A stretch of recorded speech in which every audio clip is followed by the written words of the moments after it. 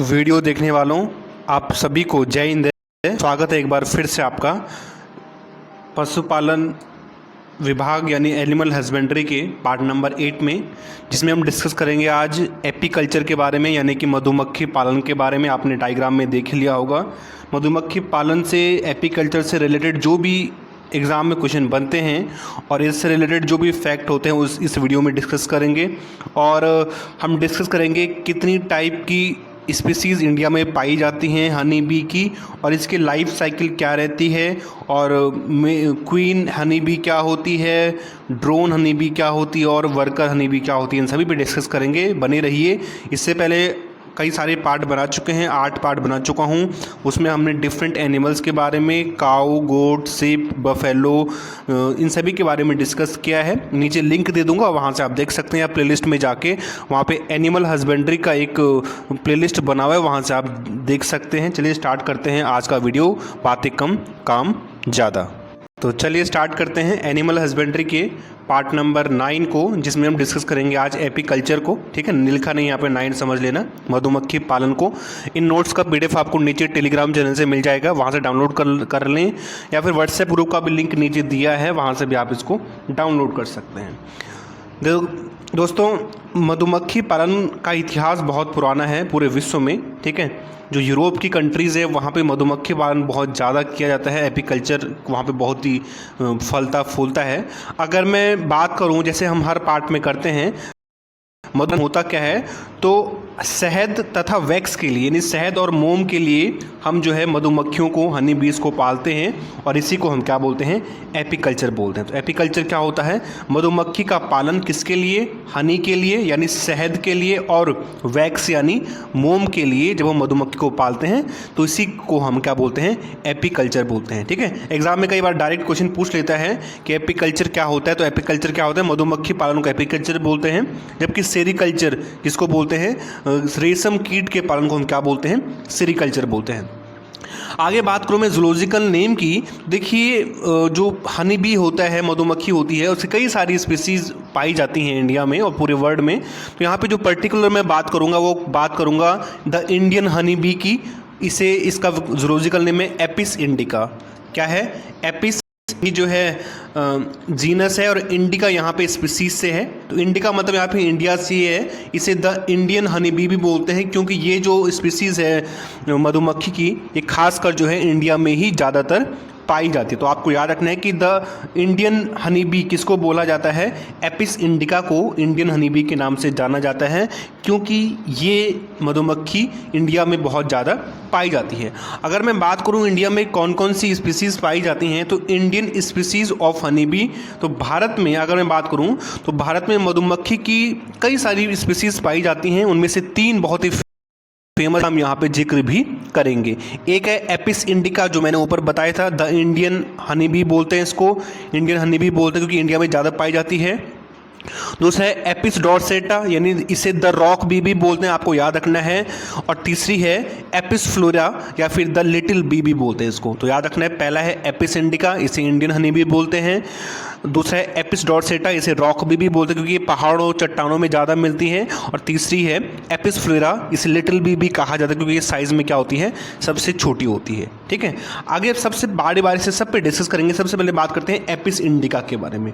जो Apis indica है इसे हम इंडियन हनी बी के नाम से भी जानते हैं, क्योंकि यह इंडिया में ही पाई जाती है। ये जो स्पीसीज़ है हनी बी की, एपिस इंडिका, ये इंडिया में पाई जाती है, इसीलिए इसे हम क्या बोलते हैं, इंडियन हनी बी के नाम से भी जानते हैं। भारतीय मधुमक्खी बी इसे कहते हैं। अब यह छोटे साइज़ की बीज होती हैं, ये जो मधुमक्खियाँ होती हैं, इनका साइज़, इनका आकार थोड़ा सा छोटा होता है। ठीक है, ये शांत स्वभाव की होती हैं तथा ये अंधेरे स्थानों में रहना पसंद करती हैं। ये जो है इनका जो स्वभाव होता है, इनका बिहेवियर होता है, ये शांत स्वभाव की होती हैं और ये अंधेरे स्थानों में रहती हैं। और इन्हें सबसे ज़्यादा इनको ही शहद के लिए, हनी के लिए पाला जाता है। इनका आकार मीडियम साइज़ का होता है। ठीक है, ये एपिस डॉर्सेटा से छोटी तथा एपिस फ्लोरा से बड़ी साइज़ की होती हैं। ठीक है, अब जो ये एपिस इंडिका है, ये एग्जाम में के पॉइंट ऑफ व्यू से बहुत ही इंपॉर्टेंट है। जो एपिस इंडिका है, इसकी 2 वैरायटी मिलती हैं। एक मिलती है हिली एरिया यानी पहाड़ों पर, दूसरी मिलती है कहाँ पे, मैदानों में। प्लेन्स में और पहाड़ों में। जो एपिस इंडिका है इसकी पहाड़ों पे जो वैरायटी मिलती है वो ब्राउन कलर की होती है, भूरे कलर की होती है, जबकि जो पहाड़ों यानी प्लेन्स एरिया में जो वैरायटी मिलती है इसकी एपिस इंडिका की वो येलो कलर की होती है, पीले कलर की होती है। तो एग्जाम में ये भी पूछ सकता है आपसे कि एपिस इंडिका की जो वैरायटी पहाड़ी एरिया में मिलती है, हिली एरिया में मिलती है, उसका कलर कैसा होता है? उसका कलर कैसा होता है? ब्राउन कलर का होता है। और जो हिली एरिया यानी कि मैदानी भागों में मिलती है उसका कलर कैसा होता है? येलो कलर का होता है। मधुमक्खी पालन के लिए सबसे ज़्यादा इसी एपिस इंडिका का ही यूज़ होता है, क्योंकि ये शांत स्वभाव की होती हैं, इसीलिए इसका पालन होता है। ठीक है, इनका साइज़ मीडियम साइज़ का होता है, ये ना तो ज़्यादा बड़ी ना ही ज़्यादा छोटी होती हैं। आगे बात करते हैं एपिस डॉर्सेटा की। जो एपिस डॉर्सेटा है दूसरी वैरायटी है, दूसरी स्पीसीज़ है हनी बी की, मधुमक्खी की। इसे रॉक हनी बी भी कहा जाता है। इसे रॉक हनी बी भी कहते हैं एपिस डॉर्सेटा को। क्यों बोलते हैं? क्योंकि ये पहाड़ों पे ज़्यादा मिलती हैं। ये गुस्सैले बिहेवियर की होती है। ये जो एपिस डॉर्सेटा है इसका भफका होता है, इसका रुतबा बहुत होता है, क्योंकि ये गुस्सैले स्वभाव की होती है तो इसके आसपास लोग कम जाते हैं, इसीलिए सबसे ज़्यादा हनी इसी स्पीसीज से एपिस डॉर्सेटा से ही प्राप्त होता है। लेकिन ये गुस्सैले स्वभाव होने के कारण, इसका रुतबा भफका ज़्यादा होने के कारण इसे एपीकल्चर के लिए, शहद के पालन के लिए इसे अच्छा नहीं माना जाता, क्योंकि ये नुकसान बहुत कर सकती है। इनका सबसे ज़्यादा भफका होता है, भौकाल भी होता है इसका। ये जो एपिस डॉर्सेटा है हनी बी की स्पीसी, इसका सबसे ज़्यादा भौकाल होता है। भौकाल का मतलब है कि इससे लोग सबसे ज़्यादा डरते हैं। ठीक है, साइज़ में सबसे बड़ी भी होती है, ये भी याद रखना आपको। इसका साइज़ इन तीनों में से सबसे बड़ा होता है, सबसे ज़्यादा हनी इससे ही मिलता है, लेकिन इससे पालन कम जाता है क्योंकि ये जो है गुस्सैले बिहेवियर का होता है। इनसे सबसे ज़्यादा हनी प्राप्त होता है, मैंने बता दिया। इनका साइज़ सबसे बड़ा होता है, मैंने बता दिया एपिस डॉर्सेटा है इनका मतलब, एपिस डॉर्सेटा का साइज़ सबसे बड़ा होता है। ये रॉक्स यानी पहाड़ों में रहना पसंद करती हैं। तीसरी वैरायटी है, तीसरी स्पीसीज़ है एपिस फ्लोरा। जो एपिस फ्लोरा है इसे हम क्या बोलते हैं? इसे द लिटिल बी भी कहा जाता है। इस जो एपिस फ्लोरा है इसे द लिटिल हनी बी भी कहा जाता है। लिटिल का मतलब है छोटा, इसका साइज़ क्या होता है? सबसे छोटा। तो सबसे छोटे साइज़ की होती है, आकार की होती है एपिस फ्लोरा। ठीक है, इसलिए इसे लिटिल हनी बी भी कहा जाता है। दूसरा, इनसे सबसे कम हनी, जो एपिस फ्लोरा है इससे सबसे कम शहद प्राप्त होता है, इसीलिए इसे जनरली पाला नहीं जाता एपीकल्चर के लिए, इसलिए इनको पालना ज़्यादा फायदे का सौदा होता नहीं है। ठीक है, द हनी बी कॉम्ब, मधुमक्खी का छत्ता। बात करते हैं मधुमक्खी के छत्ते की। जो मधुमक्खी का छत्ता होता है, हनी बी कॉम्ब होता है, उस पर बात करते हैं। मधुमक्खी के कॉम्ब यानी छत्ते में 3 प्रकार की जो मधुमक्खियाँ होती हैं ना, 3 प्रकार की मधुमक्खियाँ होती हैं। एक को हम बोलते हैं, थोड़ा रेड पेन में सही नहीं हुआ, थोड़ा मैं वैसे बोलूँगा है। जो मधुमक्खियाँ होती हैं 3 प्रकार की होती हैं। एक होती है क्वीन मधुमक्खी, क्वीन हनी बी, ठीक है, जो कि डिप्लॉयड होती है। क्या होती है? डिप्लॉयड होती है, और इसका डेवलपमेंट फर्टिलाइज एग से होता है। दूसरा होती है मेल मधुमक्खी या फिर ड्रोन। मेल को ड्रोन भी कहा जाता है, ड्रोन बोलो चाहे मेल बोलो। दूसरी होती है ड्रोन या फिर मेल मधुमक्खी। ये इंपॉर्टेंट है, इसका जो डेवलपमेंट है, जो ड्रोन है उसका डेवलपमेंट हैप्लॉइड एग से होता है। कि ये हैप्लॉइड होती हैं, इसका डेवलपमेंट अनफर्टिलाइज एग से होता है। और तीसरी टाइप की मधुमक्खियाँ होती हैं वर्कर, श्रमिक, जो काम करती हैं। तो किसी भी मधुमक्खी के छत्ते में 3 तरह की मधुमक्खियाँ मिलती हैं। एक होती है क्वीन, दूसरी होती है ड्रोन, और तीसरी होती है वर्कर। किसी भी मधुमक्खी के छत्ते में सिर्फ एक ही क्वीन होती है। सिर्फ एक मधुमक्खी के छत्ते में सिर्फ एक क्वीन ही मिलती है। अगर मैं ड्रोन की बात करूँ तो करीब एक मधुमक्खी के छत्ते में 200 से लेके 400 ड्रोन्स यानी मेल के बीच में मिलते हैं, और बाकी जितने भी हैं सभी के सभी वर्कर जनरली मिलते हैं। और जनरली एक मधुमक्खी के छत्ते में 30 से लेके 40 हजार तक मधुमक्खियाँ रहती हैं एक अनुमान के अनुसार। ठीक है, तो 3 तरह की मधुमक्खियाँ एक छत्ते में रहती हैं, क्वीन, मेल और वर्कर्स। सभी के बारे में डिटेल से पढ़ते हैं।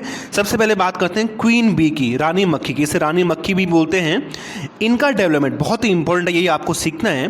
जो रानी मक्खी होती है, क्वीन हनी बी होती है, उसका डेवलपमेंट फर्टाइल एग से, निषेचित एग से होता है।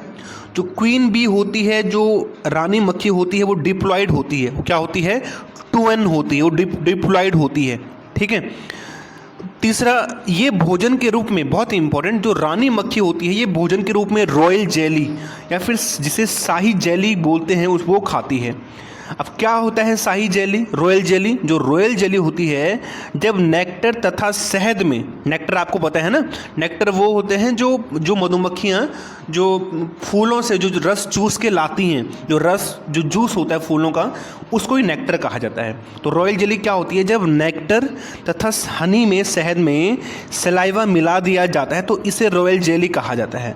जब नेक्टर और हनी में सलाइवा, ड्रोन जो वर्कर मक्खियाँ होती हैं उनके द्वारा अपना सलाइवा शहद में मिला दिया जाता है तो उस मिक्सचर को ही हम रॉयल जेली कहते हैं। Nectar plus honey plus saliva is equal to क्या बनाता है? रॉयल जेली बनाता है। आपको जान के हैरानी होगी कि मैंने अभी आपको बताया था कि एक मधुमक्खी के छत्ते में 30 से लेकर 40,000 मधुमक्खियाँ मिलती हैं। अब उन 40,000 में से सिर्फ एक ही क्या होती है? क्वीन मधुमक्खी होती है। अब ये डिसाइड कौन करता है कि कौन क्वीन होगा? ये डिसाइड होता है, ये डिपेंड करता है इस रॉयल जेली पे। जो मक्खी, जिस मक्खी को ज़िंदगी भर हमेशा रॉयल जेली खाने के रूप में मिलती है वो कन्वर्ट होती है किस में? वो कन्वर्ट होती है क्वीन मधुमक्खी में। बाकी सबको सिर्फ शहद मिलता है, बाकी जो है मेल और वर्कर बनाते हैं। लेकिन जिस मधुमक्खी को हमेशा ही जो है रॉयल जेली खाने को मिलती है वो क्या बनाती है? वो बनाती है क्वीन मधुमक्खी। ठीक है। अब बाकियों को सिर्फ शहद मिलता है खाने के लिए, वो बाकी मेल और वर्कर मधुमक्खियाँ का निर्माण करते हैं। ठीक है, इतना समझ में आया? ओके, मुझे उम्मीद है आपको समझ में आ गया होगा। बाकी बात करते हैं मधुमक्खी में एक कॉम्ब, यानी एक छत्ते में सिर्फ एक क्वीन बी यानी रानी मक्खी होती है। यह आकार यानी साइज में सबसे बड़ी होती है। इम्पॉर्टेंट है ये भी। सबसे बड़ी आकार की होती हैं क्वीन, उसके बाद होती हैं मेल, और सबसे छोटे आकार की कौन सी होती हैं? वो होती हैं वर्कर।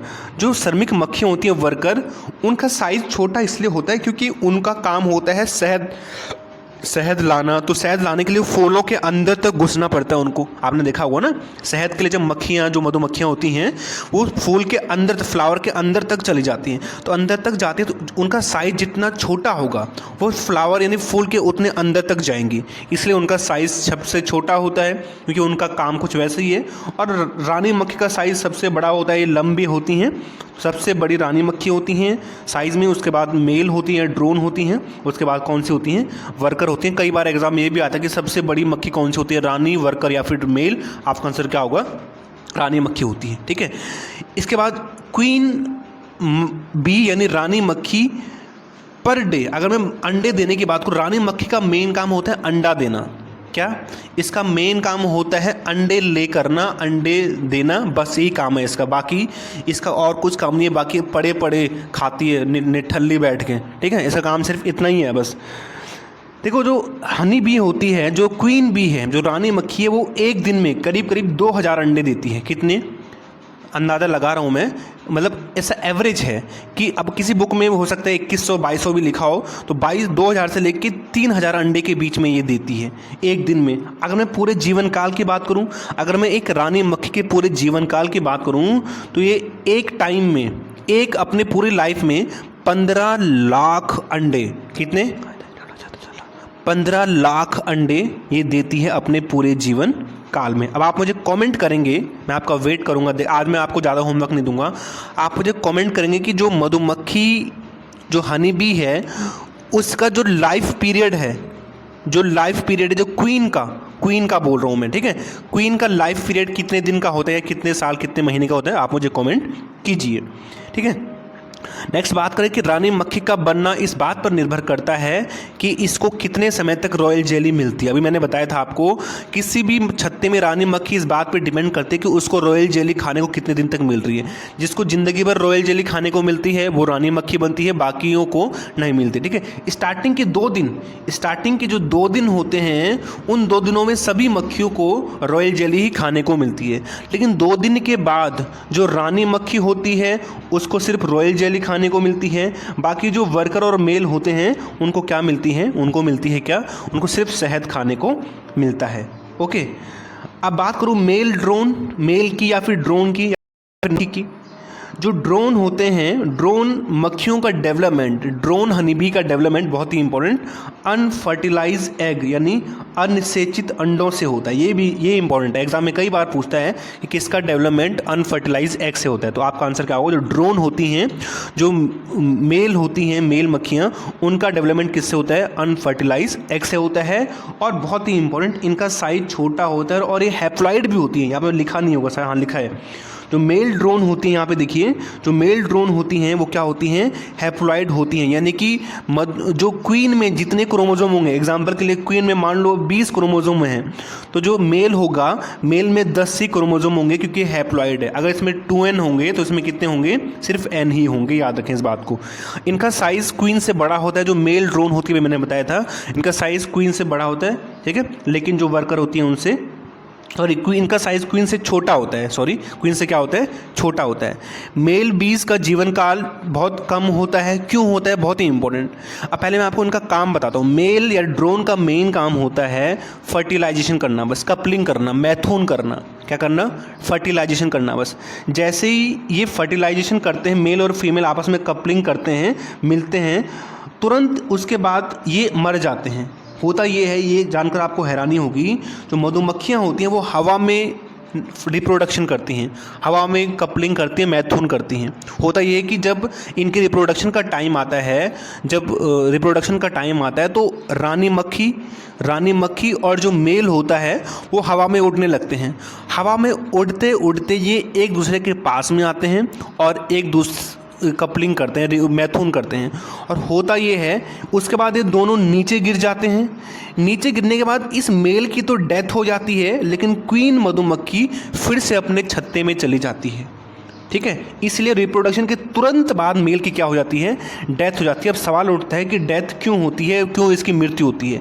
देखिए, डेथ इसलिए होती है कि जब ये हवा में उड़ रहे होते हैं, रिप्रोडक्शन यानी कपलिंग, मैथून कर रहे होते हैं, उस दौरान मेल के जो रिप्रोडक्टिव ऑर्गन होते हैं वो जो क्वीन मधुमक्खी होती है, जो क्वीन है, रानी मक्खी है, उससे चिपक जाते हैं। क्या हो जाते हैं, बिल्कुल वो रिप्रोडक्टिव ऑर्गन मेल से बाहर निकल के उस रानी मधुमक्खी पे चिपक जाते हैं, जिससे उस मेल को बहुत ही दर्द होता है, जो ड्रोन है, और उसकी क्या हो जाती है, तुरंत डेथ हो जाती है। और वो जो रिप्रोडक्टिव ऑर्गन है, मेल जो ड्रोन है, मेल है, उस रानी मक्खी पे ही चिपके रहते हैं, या तो खुद ही निकल जाते हैं या फिर उनको कौन निकालता है, जो वर्कर का काम यही है, रानी मक्खी की देखभाल करना।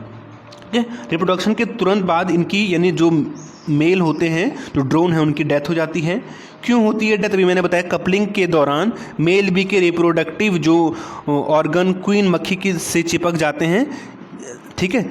और इनकी संख्या कितनी होती है, लगभग मैंने बताया, एक छत्ते में जो मधुमक्खी, जो मेल होती हैं, ड्रोन होते हैं, इनकी संख्या 200 से लेके 400 तक होती है। अब बात करते हैं वर्कर की, थर्ड, जो श्रमिक होते हैं, इनकी संख्या सबसे ज़्यादा होती है। वर्कर मक्खियों का डेवलपमेंट की बात करूँ तो इनका डेवलपमेंट भी रानी मक्खियों की तरह ही फर्टिलाइज एग से होता है। जब ये फर्टिलाइज एग से होता है तो ये भी क्या होती हैं, डिप्लॉयड होती हैं, ठीक है। वर्कर बीज भी डिप्लॉयड होती हैं, यानी 2n होती हैं, ठीक है। आप जो मधुमक्खी पालन है 2 चीज़ों के लिए किया जाता है, एक तो शहद के लिए, दूसरा वैक्स यानी मोम के लिए। तो जो मोम बनाती हैं, मोम का निर्माण जो है सिर्फ वर्कर बीज द्वारा ही किया जाता है। वो भी कहाँ से, वर्कर बीज अपने एब्डोमिनल ग्लैंड द्वारा, इनके जो उधर गुहा होती है, वहाँ पे ग्लैंड होती है, एब्डोमिनल ग्लैंड में, वहाँ से वैक्स का सीक्रेशन करते हैं। इनका मुख्य कार्य क्वीन बी जो रानी मक्खी है उसकी देखभाल करना तथा हनी व वैक्स का निर्माण करना है, शहद और मोम का निर्माण करना इनका मुख्य कार्य होता है। आसान भाषा में मैं आपको समझाऊं, आसान भाषा में समझिए तो वर्कर के मुख्य कार्य निम्न होते हैं। जो वर्कर हनी बी है उसके मुख्य कार्य निम्न हैं। पहला है, ये हनी यानी हनी, शहद और मोम का निर्माण करती हैं। दूसरा, कुछ जो वर्कर बीज होती हैं, जो श्रमिक मक्खियाँ होती हैं, ये रानी मक्खी की देखभाल करती हैं। कुछ वर्कर बीज एग की देखभाल करते हैं जो रानी मक्खी देती हैं। कुछ वर्कर बीज अपने पंख हिलाकर रानी मक्खी को हवा देती है। कुछ वर्कर बीज रॉयल जेली बनाती हैं जिससे क्वीन जो है रानी मक्खी का निर्माण होता है। इसके अलावा बहुत ही इंपॉर्टेंट जो जनरली हम देखते हैं ना, जब आपने मधुमक्खी का छत्ता देखा होगा, या जो मधुमक्खियाँ बाहर घूमती हैं, आवारा, एक गाना है ना आवारा हूँ मैं, तो वो मधुमक्खियाँ जनरली वर्कर ही होती हैं, क्योंकि वर्कर का ही मेन काम होता है घूमना। क्यों घूमते हैं मधुमक्खियाँ? घूमती हैं शहद के लिए, तो शहद का लाने का काम किसका होता है? वर्कर बीज का होता है। इसीलिए जो हम मधुमक्खी देखते हैं जनरली घूमते हुए या फूलों पे, वो वर्कर बीज ही होते हैं, उनका साइज छोटा होता है, ठीक है। इसीलिए जो हमें डंक मारती है ना, जो डंक मारने की कैपेबिलिटी है, जो इनकी क्षमता होती है, वो सिर्फ वर्कर बीज में ही होती है। डंक मारने की क्षमता, यानी जो हमें डंक मारती हैं मधुमक्खियाँ, वो सिर्फ वर्कर बीज में ही होती हैं, क्योंकि इन्हीं का काम होता है घूमना, तो इन्हीं को लोग नुकसान पहुँचाते हैं। बाकी जो क्वीन, जो रानी मक्खी होती है, और जो मेल होते हैं, जो ड्रोन होते हैं, उनमें डंक मारने की कैपेबिलिटी नहीं होती, ठीक है। तो आप ध्यान रखें, सिर्फ डंक कौन मार सकता है? जो वर्कर होते हैं, ठीक है। अगर मैं economic importance of honey bee की बात करूं कि आर्थिक महत्व क्या है, तो हनी बी का बहुत ज़्यादा आर्थिक महत्व है। तो हनी बीज का सबसे पहला मेन काम होता है शहद देना और मोम जो वैक्स है उसका फॉर्मेशन करना। इसके अलावा और भी कुछ फर्दर जो है फंक्शन होते हैं हनी बीज के। सबसे एक मेन फंक्शन होता है, बहुत सी ऐसे क्रॉप्स होती हैं, बहुत सी ऐसी क्रॉप्स हैं जिनमें पॉलिनेशन सिर्फ हनी बीज के द्वारा ही होता है।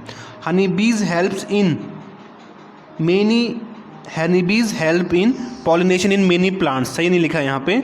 हनीबीज बहुत से प्लांट्स के पॉलिनेशन में हेल्प करती हैं, क्रॉप्स के, जैसे कि एप्पल, पियर, ब्रेसिका, जैसे सरसों है ना उसी का, या सनफ्लावर में तो बहुत ज़्यादा। तो इन क्रॉप्स या एप्पल, पियर्स, ब्रेसिका और सनफ्लावर, इनमें जो पॉलिनेशन का मेन काम होता है वो कौन करता है? वो मधुमक्खियाँ ही करती हैं। होता ये है, जाहिर सी बात है, ऑब्वियस बात है, आप सबको ही पता होगा कि जब कोई मक्खी एक फ्लावर में बैठती है तो उस मक्खी के पैर पे जो है पोलन ग्रेन चिपक जाते हैं। वही मक्खी जब दूसरे फ्लावर में बैठती है तो वो उन पोलन ग्रेन को दूसरे फ्लावर के स्टिग्मा तक पहुंचाती है, फिर वहाँ पे फ्लावर पॉलिनेट हो जाता है, पॉलिनेशन की प्रोसेस कंप्लीट हो जाती है। तो ये भी आपको याद रखना है कि जो हनी बी होती है ये एप्पल, पियर, ब्रेसिका और सनफ्लावर में जो है पॉलिनेशन का मेन काम यही करती है। इसके अलावा दूसरा होता है economic importance of honey bee. मधुमक्खियों से हमें शहद मिलता है, तो हनी बी से शहद प्राप्त होता है जिसका बहुत इकोनॉमिक और न्यूट्रिशनल वैल्यू होता है, बहुत ही ज़्यादा इकोनॉमिक और न्यूट्रिशनल वैल्यू है। हनी बी का उपयोग एंटीबायोटिक के रूप में भी हम करते हैं, ठीक है। एंटीबायोटिक और एंटीसेप्टिक के रूप में, एंटीबायोटिक के रूप में भी कई सारी दवाइयाँ बनती हैं, और एंटीसेप्टिक के रूप में, जो कहीं पे अगर किसी को चोट लग गई, वुंड हो गया, तो वहाँ पे एंटीसेप्टिक के रूप में उसका यूज़ भी करते हैं, और एंटीबायोटिक भी बनती हैं कई सारी, याद रखना इस बात को। इसके अलावा हनी बी का उपयोग खांसी, एंटीसेप्टिक आदि दवाइयाँ बनाने में भी किया जाता है, ठीक है। और हनी का बहुत ज़्यादा महत्व है, ठीक है। बाबा रामदेव को सुना होगा आपने, बहुत बात करते हैं न्यूट्रिशनल वैल्यू की हनी की। उन्होंने तो अपना एक शहद ही निकाल रखा है पतंजलि का। तो जो हनी बी है, जो हनी है, खासकर जो शहद होता है, उसकी न्यूट्रिशनल वैल्यू बहुत ज़्यादा है, जितना बाबा रामदेव बोलते हैं उससे भी बहुत ज़्यादा है, ठीक है। वैक्स की बात करूँ अगर मैं, मोम थर्ड हमें मिलता है मधुमक्खी से मोम। तो मधुमक्खियों से वैक्स यानी मोम प्राप्त होता है।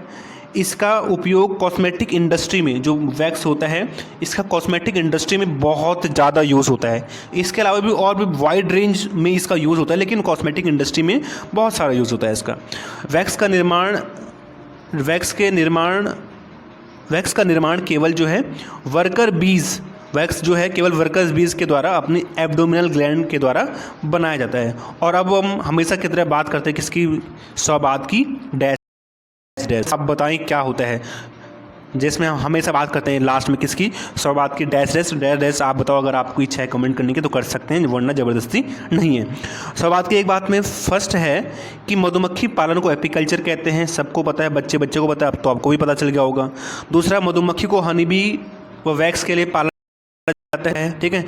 इसके अलावा जो हनी बीज होती हैं वो पॉलिनेशन का भी काम करती हैं कुछ क्रॉप्स में। हनी की बहुत ज़्यादा न्यूट्रिशनल व इकोनॉमिकल वैल्यूज़ हैं, जितना बाबा रामदेव बोलते हैं उससे कहीं ज़्यादा, ठीक है, उससे कहीं ज़्यादा है इसकी वैल्यू।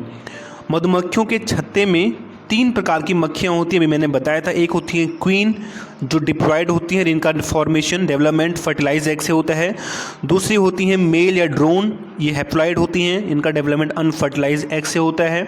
और तीसरी होती हैं वर्कर, इनका डेवलपमेंट जो है फर्टिलाइज एग से होता है क्वीन की भांति, और ये भी डिप्लॉयड होती हैं क्वीन के ही जैसे। ठीक है, डंक यानी स्टिंग सिर्फ जो है वर्कर बीज ही मार सकती हैं, यानी जो श्रमिक मक्खियाँ उन्हीं में सिर्फ डंक मारने की कैपेबिलिटी होती है।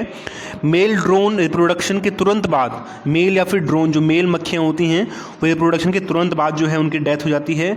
एक मधुमक्खी के छत्ते में सिर्फ एक रानी मक्खी होती है, जो मैंने बताया था, और रानी मक्खी का विकास रॉयल जेली से होता है। मधुमक्खी के डंक का उपयोग कई बार एंटी स्टिंग के रूप में भी करते हैं। एंटी स्टिंग का मतलब होता है, आपने देखा हो ना नेशनल जियोग्राफी में या फिर डिस्कवरी में, कुछ लोग जंगलों में घूमते रहते हैं, तो उन्होंने अपने पास एंटी स्टिंग यानी जो डंक के विरुद्ध जो दवाई काम करते हैं उसे एंटी स्टिंग बोलते हैं। तो उन्होंने एंटी स्टिंग दवाइयाँ अपने पास रखी होती हैं, क्योंकि उनको कई सारे, कभी कुछ खुदा ना खास्ता कुछ उल्टा सीधा हो गया, किसी ने उनको डंक मार दिया किसी सांप ने, तो वो क्या करते हैं कि वो एंटी स्टिंग दवाइयाँ अपने साथ लेके चलते हैं ताकि वो डंक का प्रभाव क्या हो जाए, कम हो जाए। ठीक है, मधुमक्खी के डंक का उपयोग एंटी स्टिंग के रूप में भी किया जाता है। Thank you for watching. God bless you all. जय हिंद, जय भारत।